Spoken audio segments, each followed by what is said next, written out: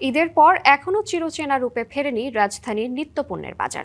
ক্রেতা কম থাকলেও এখনও চড়া মুরগি, খাসির মাংস, ডিম ও মাছের দাম। চাল তেলের বাজারেও কাটেনি দীর্ঘদিনের অস্বস্তি। বিক্রেতার দাম বাড়ার পেছনে সরবরাহ সংকটের অজুহাত দিলেও তা মানতে নারাজ ক্রেতারা। বাজারে কঠোর তদারকি করার তাগিদ তাদের। ঈদুল ফিতর ও স্বাধীনতা দিবস ঘিরে লম্বা ছুটি শেষে রাজধানীতে ফিরতে শুরু করেছেন কর্মজীবী মানুষ। তবে নিত্যপণ্যের বাজারে এখনো ছুটির প্রভাব কাটেনি, জমে ওঠেনি বেচাকেনা। ক্রেতা ও পণ্যের সরবরাহ তুলনামূলক কম বাজারে, তবে বেড়েছে কিছু পণ্যের দাম। সপ্তাহের ব্যবধানে কেজিতে প্রায় ১০০ টাকা বেড়ে ৪০০ থেকে ৪২০ টাকায় বিক্রি হচ্ছে সোনালী মুরগি। ব্রয়লারের কেজিও ২০০ টাকার ওপরে। ঊর্ধ্বমুখী ডিমের দরও।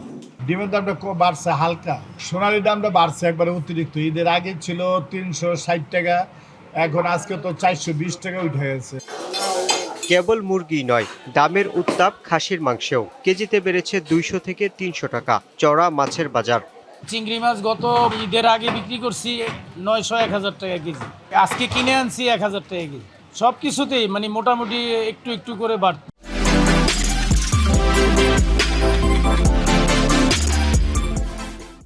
ছাগলের গরু ১৩০০, খাসি ১৫০০ টাকা কেজি।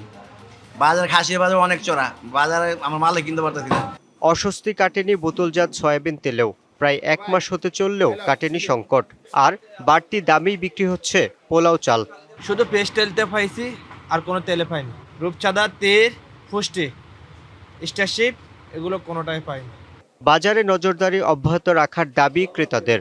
যারা আমরা চাকরি করি আমাদের ক্ষেত্রে তো সমস্যা হয়, আমরা হিসাব করার টাকা দিয়ে চলি, কিন্তু দেখা যাচ্ছে যে দাম বাড়লে আমাদের সমস্যা হয় না। চাহিদা তো যে আমার যতটুকু ক্যাপাসিটি আছে এর বাইরে তো অবশ্যই সমস্যা হয়। তবে কিছুটা স্বস্তি ফিরেছে সবজির বাজারে।